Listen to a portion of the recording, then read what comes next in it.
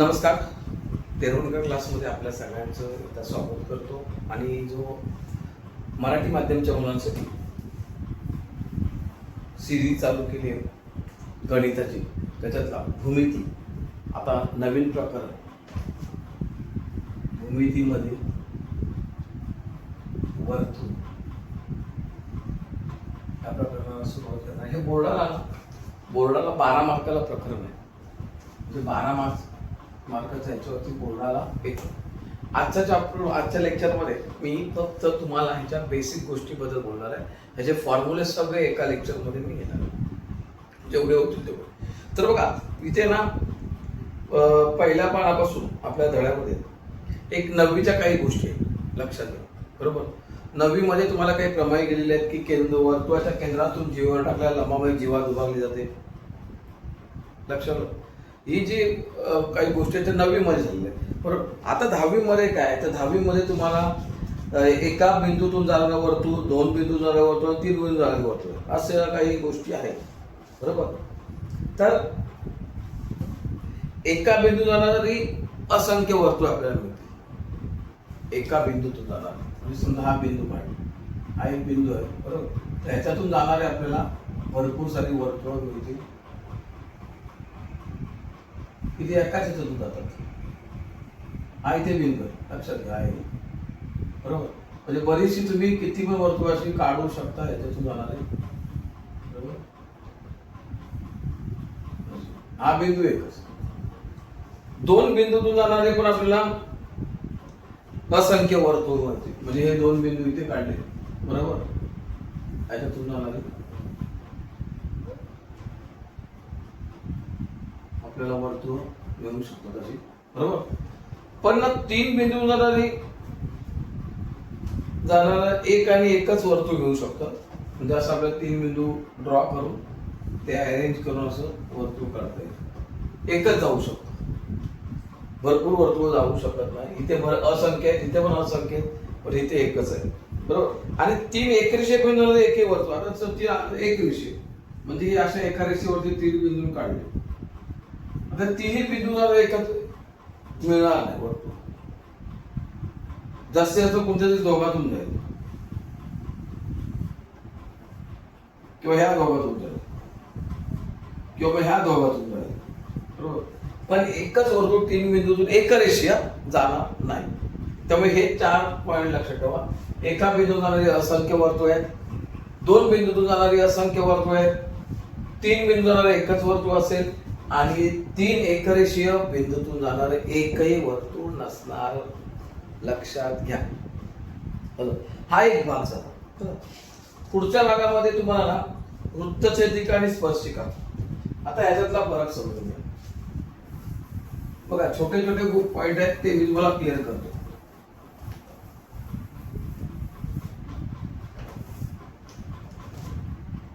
वृत्तछेदिका आणि स्पर्शिका, छेदिका हा एक भाग आहे, आणि स्पर्शिका. बरोबर, तर वृत्तछेदिका, वृत्त म्हणजे वर्तुळ.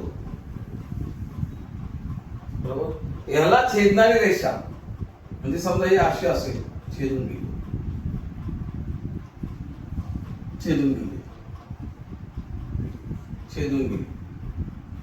म्हणजे ह्या काय झाल्या, छेदिका.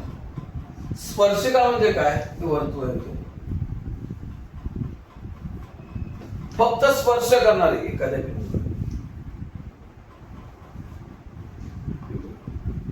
इथे स्पर्श करते, समजा अशी काढली, इथे स्पर्श करते, अशी काढली, इथे स्पर्श करते, म्हणजे फक्त स्पर्श करते बाजूने.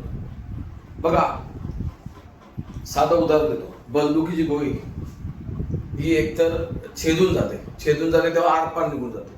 इकडे मारली की बघ तिकडे बाहेर. बरोबर, छेद नाही. दुसरा स्पर्श म्हणजे कधी कधी घासून जाते, जस्ट टच होऊन जाते, त्याला स्पर्शिका म्हणते. समज तसं इथे ही जी रेषा आहे, ही रेषा ही बाहेरून स्पर्श करते, आणि इथे ज्या काढलेल्या आहेत रेषा त्या छेदित करतात, छेदिका. म्हणजे स्पर्शिका आणि छेदिका, वृत्तछेदिका हा एक झाला, म्हणजे त्याला सेकंड आणि टॅनिन म्हणतात.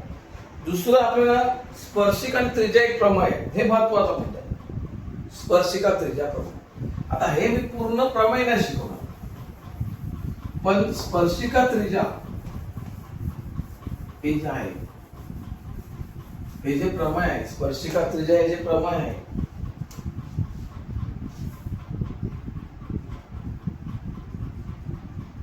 स्पर्शिका त्रिज्या प्रमेय, बरोबर. तर ह्याच्यामध्ये काय सांगितलं आहे, तर वर्तुळाच्या कोणत्याही बिंदूतून जाणारी स्पर्शिका म्हणजे एक वर्तुळ काढलं,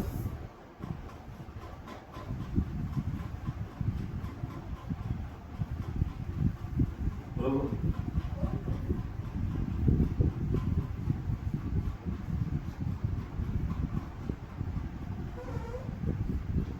वर्तुळ काढलं, याला ओ नाव दिलं, याचा केंद्रबिंदू होय. आणि त्या वर्तुळाच्या कोणत्याही बिंदून जाणारी स्पर्शिका, समजा वर्तुळाच्या ह्या बिंदूतून एक स्पर्शिका जाते, ह्या बिंदूतून काय ते स्पर्शिका जाते, ही एल नाव दिलं. म्हणजे ओ केंद्र असलेल्या वर्तुळात स्पर्शिका एल, स्पर्शिका एल ही आता याची एक त्रिज्या काढली, त्रिज्या ही ओ ए त्रिज्या, स्पर्शिका एल ही त्रिज्या ओ ए, त्रिज्या ओ ए ला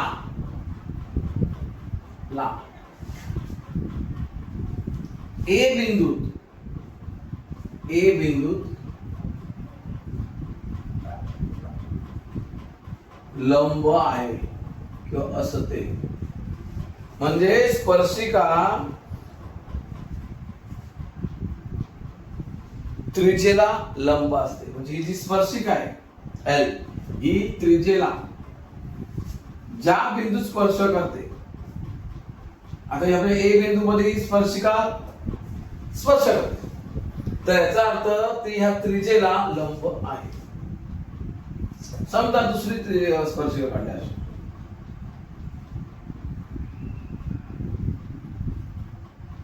आता ही स्पर्शिका के, बरोबर, इथून त्रिज्या काढली आणि ही स्पर्शिका इथे बी मध्ये स्पर्श करते वर्तुळात, याचा अर्थ ती इथून काढलेल्या ओबी या त्रिज्येला काय लंब आहे, या त्रिज्येला कशाही लंब आहे. म्हणजेच ओ ए स्पर्शिका एल लंब त्रिज्या ओ ए, इथे हा ए चिन्ह दिसतं म्हणजे लंब आहे. नंतर ही स्पर्शिका के, स्पर्शिका के लंब त्रिज्या ओ बी, ही त्रिज्या ओ बी. तुम्ही इकडे पण काढू शकता, किती पण काढू शकता, समजलं. तर हा लक्षात ठेवायचा नियम. आता इथे काय होतं माहित आहे, इथे तुम्हाला गणित कशी विचारली जातात थोडक्यात एखादी झलक आपण बघू, म्हणजे तुमच्या पण लक्षात येईल.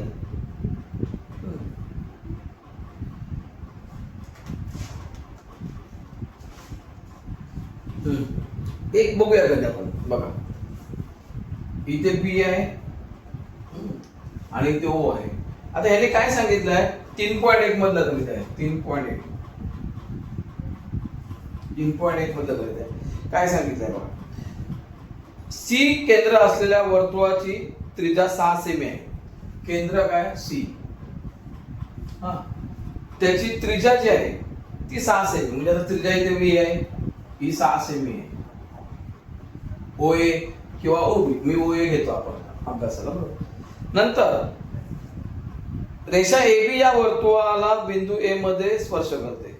ही रेषा जी ए बी आहे, ही रेषा ए बी, मग अशी मी एल मारलो होतो स्पर्शिका, तिला होते रेषा ए बी, ही ए मध्ये ह्या वर्तुळाला स्पर्श करते. कुठे करते? स्पर्शिका एल च्या ऐवजी स्पर्शिका आता ए बी, ही त्रिज्या OA ला बिंदू ए मध्ये लंब असतेच, पण ती स्पर्श करते, आणि स्पर्श करते म्हणून ती लंब आहे. मग आता इथे एल न म्हणता आपण ए बी म्हणूया, लंब OA एवढं दिलंय. पुढे काय सांगितलंय बघा, कोण CAB चे माप किती अंश असं आहे का? CAB आता कोण काढला? CAB, बघा हा कोण, ह्याचं माप किती आहे? म्हणजे मेजरमेंट ऑफ अँगल CAB, म्हणजे जे मध्ये नाव आहे ए, हा इथला कोण, हा 90 मापाचा असतो. कारण काय? याचं नाव आहे, याचं उत्तर आहे 90 अंश. कारण येणार काय? स्पर्शिका त्रिज्या प्रमेय. मजा बघा, स्पर्शिका त्रिज्या प्रमेय. आता स्पर्शिका त्रिज्या प्रमेय मी मगाशी आता सांगितलं की स्पर्शिका ही त्रिज्येला जिथे स्पर्श होतो तिथे लंब असतो. पण स्पर्श ए मध्ये झाली, इथे ए मध्ये कोण झाला? म्हणजे ही स्पर्शिका ए बी त्रिज्या OA ला ए मध्ये कसे लंब आहे, म्हणजे त्याचं नाव मेजरमेंट किती? 90 अंश. एक सर. नंतर बिंदू सी हा रेषा ए बी पासून किती अंतरावर आहे का? बिंदू सी, आता बघा ना, बिंदू सी हा ए बी पासून किती अंतरावर आहे? सिंपल आहे, बिंदू सी हा ए बी पासून किती अंतरावर आहे? तर उत्तर काय असेल? ओ पासून ए पर्यंत मेजरमेंट किती आहे? 6 सेमी, म्हणजे 6 सेंटीमीटर वर 6 सेमी. लक्षात, ए बी पासून ओ, म्हणजे ह्या रेषेपासून ओ झालं. पुढे जर distance A B equal to 6 सेमी, जर डिस्टन्स ए बी पण 6 असेल हे अंतर, बरोबर, तर बीसी किती? म्हणजे बीसी काढायचं, बरोबर. आता बीसी काढायला गेलं तर आपल्याला काय करावं लागेल? पायथागोरस करावं लागेल तिथे, कारण हा काटकोन त्रिकोण आहे. आपल्याला ही किंमत माहित आहे, ही किंमत माहित आहे, म्हणजेच असं म्हणावं लागेल त्रिकोण ए बी हा काटकोन त्रिकोण आहे, बरोबर, त्रिकोण आहे. म्हणून पायथागोरस प्रमेयानुसार, आता पायथागोरस प्रमेय काय होतं? कर्णाचा वर्ग हा कर्ण ओबी वर्ग बरोबर OA वर्ग अधिक AB वर्ग, म्हणजे कर्ण वर्ग पाया वर्ग. पायथागोरस चॅप्टर नंबर 2 मध्ये झालेला आहे, त्यामुळे आता मी पूर्ण डिटेल नाही घेत, बरोबर. मग आता इथे आलो OA 6 चा वर्ग, नंतर AB 6 चा वर्ग, 36 अधिक 36 72, म्हणजेच OB वर्ग 72. पण OB वर्ग आपल्याला OB च पाहिजे, OB सॉरी नावामध्ये ते बोललो, इथे सी घेतलं, सी घेतलं, जे BC पाहिजे आपल्याला. AB आणि OA नाही, C म्हणजे BC. आता इथे BC बरोबर 72, BC वर्ग बरोबर 72. आता वर्गमूळ काढलं तर BC बरोबर वर्गमूळ 72, वर्गमूळ काढलं. आता वर्गमूळ काढलं तर 72 म्हणजे याचा अर्थ किती आहे? 72 म्हणजे 2 गुणिले 36, 36 चा वर्गमूळ निघतं 6, 6 वर्गमूळ 2, म्हणजे BC तुमचा 6 वर्गमूळ 2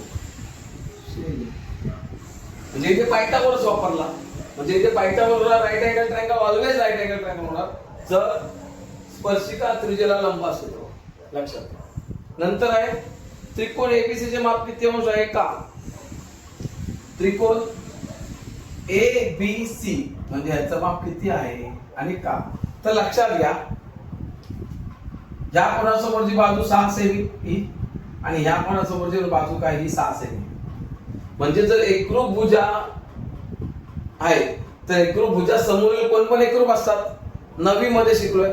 म्हणजे आता जर बघायला गेला तर हा त्रिकोण आहे, या त्रिकोणाचं पूर्ण अंशात पण मेजरमेंट 180 असतं, बरोबर. त्याच्यापैकी माझ्याकडे एक आहे 90, बरोबर.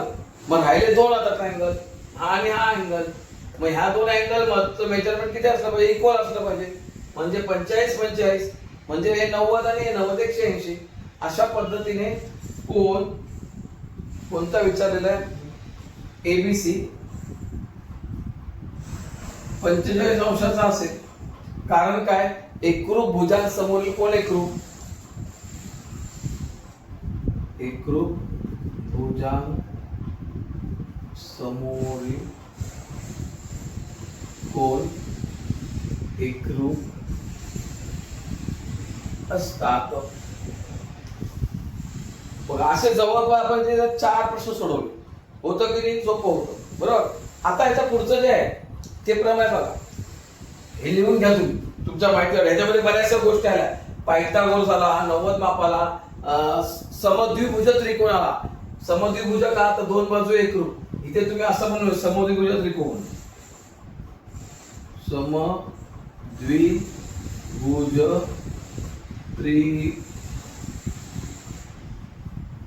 त्रिकोण, समद्विभुज त्रिकोण.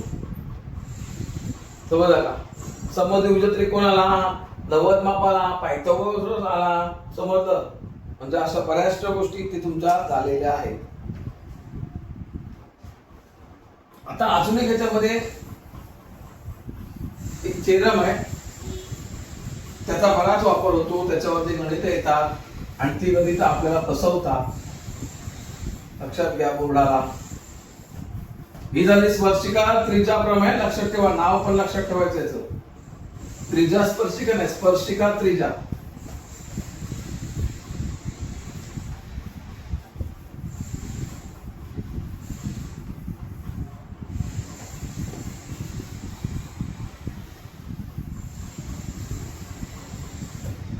आता या गुणधर्माचं नाव आहे की वर्तुळाच्या बाहेरून बिंदूतून काढलेल्या स्पर्शिका ह्या एकरूप असतात. वर्तुळाच्या बाहेरील बिंदूतून काढलेल्या स्पर्शिका एकाच वर्तुळाला काढलेल्या 2 स्पर्शिका.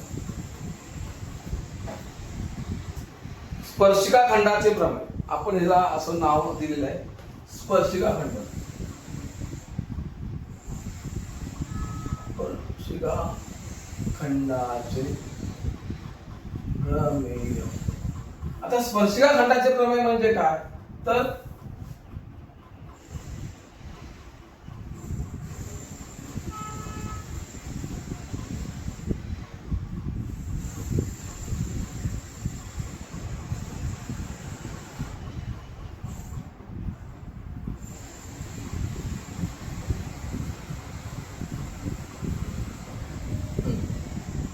आणि इथे एक बिंदू आहे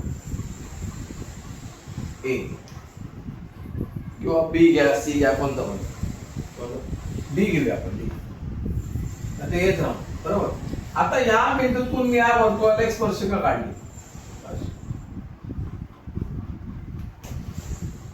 तिचे नाव दिलं बी. आणि ह्या परत या वर्तुळाला स्पर्श करणारी दुसरी स्पर्शिका काढली.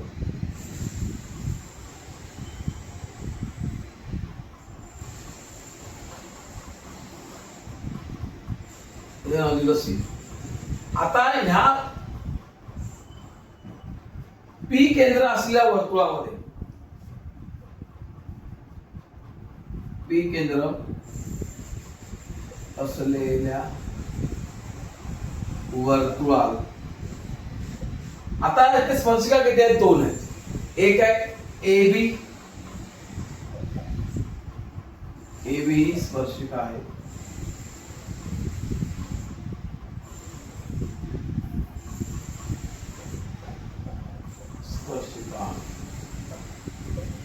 दुसरी एसी,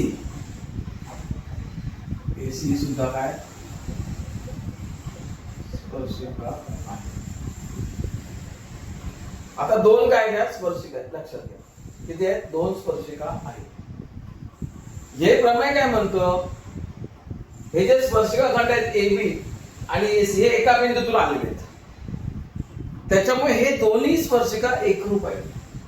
म्हणजे AB बरोबर AC, म्हणजे हा AC आणि हा AB कसे एकरूप आहेत, समान मापाचे आहे, हे त्यांचं म्हणणं आहे. बरोबर, आणि ते प्रूव्ह पण होतं. कसं होतं ते पण थोडक्यात होतं.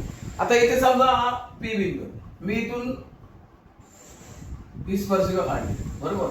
तर इथे आता आपण शिकलो स्पर्शिका आणि त्रिज्या प्रमाणानुसार इथे 90 अंश आपण जरा इथून इकडे काढला.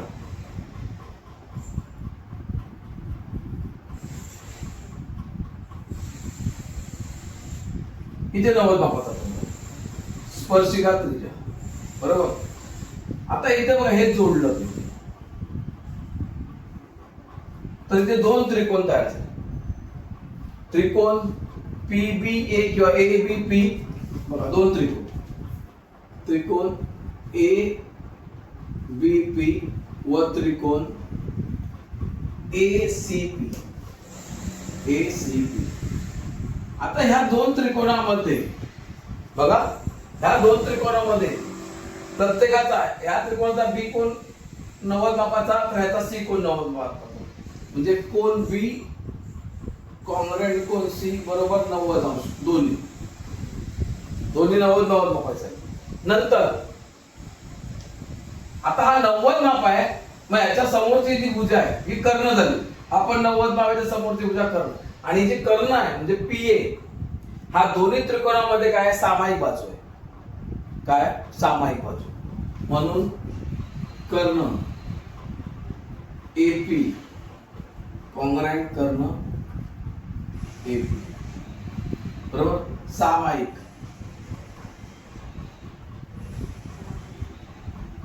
त्याच्यामुळे कर्ण भुजा प्रमाणानुसार लक्षात घ्या.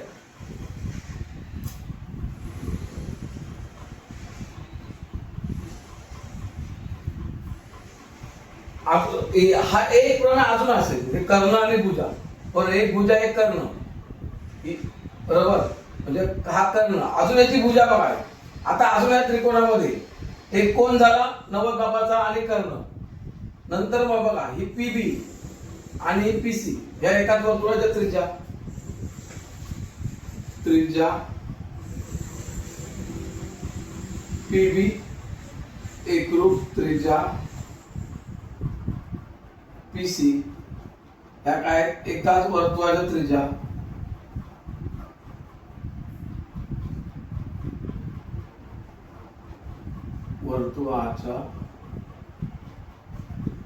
त्रिज्या. म्हणून हे दोन त्रिकोण काय आले, ABP कॉंग्रुएंट त्रिकोण ACP. आता बाजू कोण बाजू, बाजू कोण बाजू, कोबाको कसोटी, कोणती कोबाको कसोटीनुसार हे दोन त्रिकोण काय झाले एकरूप झाले, बरोबर. कोबाको.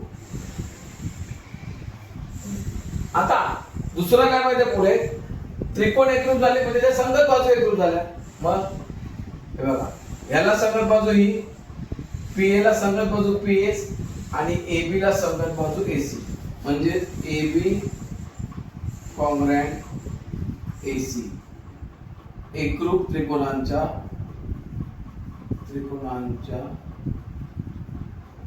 संगत भुजा. लक्षात घ्या, संगत भुजा एकरूप त्रिकोणांच्या संगत. म्हणजे अशा प्रमाणे आपण काय सांगू शकतो, एकाच बिंदूतून काढलेले स्पर्शिका खंड हे एकरूप असतात. त्यामुळे इथे पण तुम्हाला काही सांगितलं कारण इथे पायथागोरस वापरता येईल, समजलं का. 30 60 90 पण येईल, पण ते ज्या दिलेल्या कंडिशन वर डिपेंड असेल. आता तुम्हाला हा इथे असं पण दिलंय, एक गणित दिलंय.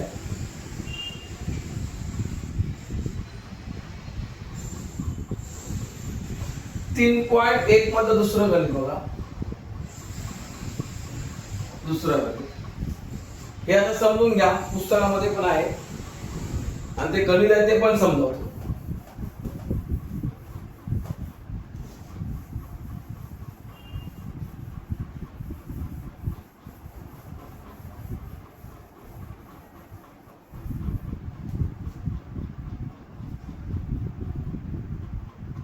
त्या गणिताचा आपल्याला डायग्राम काढावे लागेल.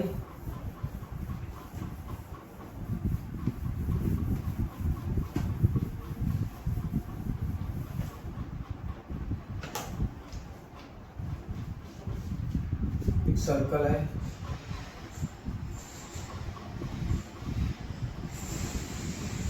ही स्पर्शिका, ही दुसरी स्पर्शिका, बरोबर. या दोन स्पर्शिका आर मध्ये येतात. सेंटर आहे, त्याचं नाव आहे ओ, ही सरळ रेषा, बरोबर. आणि इथे एम आहे, ही आकृती पुस्तकात दिलेली आहे आणि इथे एन आहे. आणि तुम्हाला प्रश्न केलेले आहेत. ओ केंद्र असलेल्या वर्तुळाच्या बाह्य भागातील आर या बिंदूपासून काढलेले आर एम आणि आर एन हे स्पर्शिकाखंड आहेत. आर एम आणि आर एन हे स्पर्शिकाखंड आहेत, त्याच्यामुळे एकरूप आहेत. एकाच बिंदूतून काढलेले आहेत, लक्षात घ्या. एकाच बिंदूतून काढलेले आहेत, त्याच्यामध्ये कसे आहेत, एकरूप आहेत, बरोबर. ओ आर त्यांनी काय दिलं, ओ आर 10 सेमी, ही ओ आर किती आहे, 10 आहे सेमी. आणि ओ एम आणि त्रिज्या सांगितली, म्हणजे त्रिज्यामध्ये ओ एम घ्या किंवा ओ एन घ्या, ही सांगितलेली आहे किती, 5 सेमी. 5 सेमी. आणि काय विचारताय तर प्रत्येक स्पर्शिका खंडाची लांबी काढा, म्हणजे याची लांबी काढायची. प्रत्येक काढायची म्हणजे एका काढली तर चालेल. आता आपण जर बघायला गेलं तर इथे 90 मापाचा कोण तयार झालेला आहे, इथे पण 90 मापाचा कोण तयार, कारण स्पर्शिका त्रिज्या प्रमाणानुसार. असं म्हणून आकृतीनुसार, बरोबर, स्पर्शिका एम आर, लंब त्रिज्या ओ एम, लंब आहे, बरोबर. म्हणून O M R equal to measurement of angle O M R equal to 90 degree स्पर्शिका त्रिज्याप्रमाणे.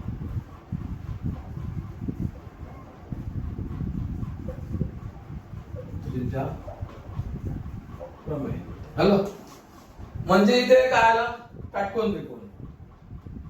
म्हणून त्रिकोण ओ एम आर मध्ये कोन एम इक्वल टू 90 अंश, म्हणून पायथागोरस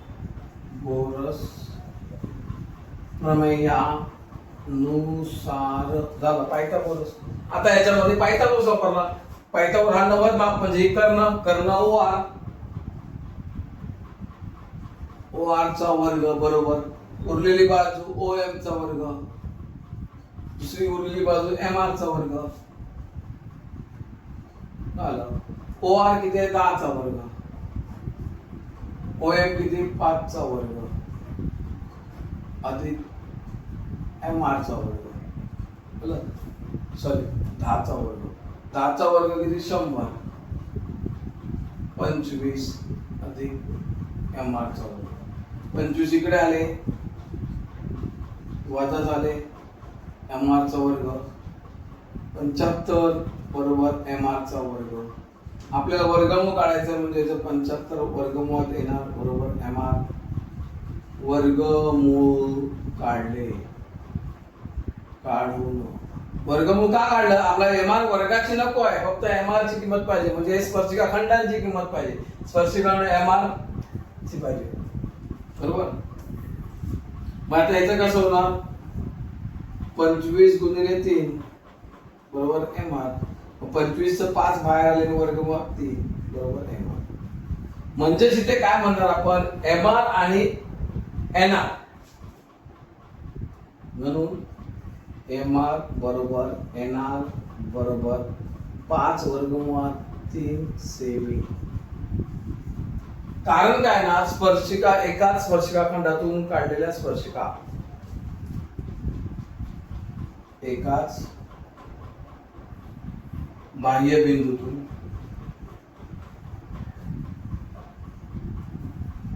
काढलेले स्पर्शिका खंड एकाच बाह्य बिंदूतून काढले, त्याच्यामुळे सेम आले. झालं. आता याची किंमत मिळाली 5 वर्गमुळात 3 आलं उत्तर. नंतर काय सांगितलंय, एम आर ओ चे माप कोण कोण कोण एम आर ओ. आता एम आर ओ चं माप सांगितलं, एम आर ओ म्हणजे याचं माप किती असेल बघा. प्रश्न कसा आहे, आता याचं माप काढायचं म्हणजे काय करणार, तर कर्ण किती आहे 10. 10चा निमपट माप या कोणासमोरच्या बाजूचं आहे. मग आपण 30 60 90 बघा, कर्णाच्या निमपट माप या कोणासमोरील बाजूचा असल्यामुळे हा कोण 30 मापाचा आहे. उलट जा 30 60 90 आठवतंय का बघा. 30 कोणासमोरील बाजूचा गुणधर्म काय, 30 कोणासमोरील बाजू ही कर्णाच्या निमपट असते. आपल्याला आठवलं पाहिजे ते 30 60 90 समजलं. 30 कोणासमोरील बाजू 30 अंश कोणासमोरील भुजा. गुणधर्म काय ठरवतो, 30 कोणासमोरील बाजू कोणती, OM बरोबर. हाफ ऑफ द हायपोटेन्यूस म्हणजे कर्ण. कर्ण कोणता, OR. मग ही OM किती आहे 5 आहे आणि 1/2 गुणिले ही OR किती आहे बघा 10 बरोबर. किंवा हिची किंमत नाही घेतली तरी चालेल बघा. 5 × 5 5 × 10 म्हणजे ही किती आली 2×5 = 5. म्हणजे OM बरोबर जी किंमत आहे किती आहे 5 आहे. OM ची किंमत किती आहे 5. कोणाचा निमपट आहे, कर्णाचा निमपट. म्हणजेच हा कोण किती आहे 30 अंशाचा. उलट लावला मग कोण MRO बरोबर 30 अंश 30 60 90 बघा. नंतर उरलेला MRN चे माप किती. आता MRN मग आता इकडचा 30 आहे तर इकडचा पण 30 समजलं का. कोण MRN बरोबर 60 डिग्री. हे दोन्ही एकत्र झाले. हा पण मग आता हे दोन ट्रायंगल पण एकरूप आहेत मागाच्या प्रमाणानुसार बरोबर. म्हणजे संगत कोण एकरूप झाले, म्हणजे हा 30 तर हा पण 30 म्हणजे दाखवावं लागेल बरोबर. पण त्यांनी विचारलं म्हणून आपण तेवढंच उत्तर सांगितलं डायरेक्ट. MRN चे माप किती 60. कारण काय, हे असं पण म्हणू शकतो इथे आपण measurement of angle MRO कॉन्ग्रॅन्ट M measurement of angle NRO. कारण काय, संगत कोण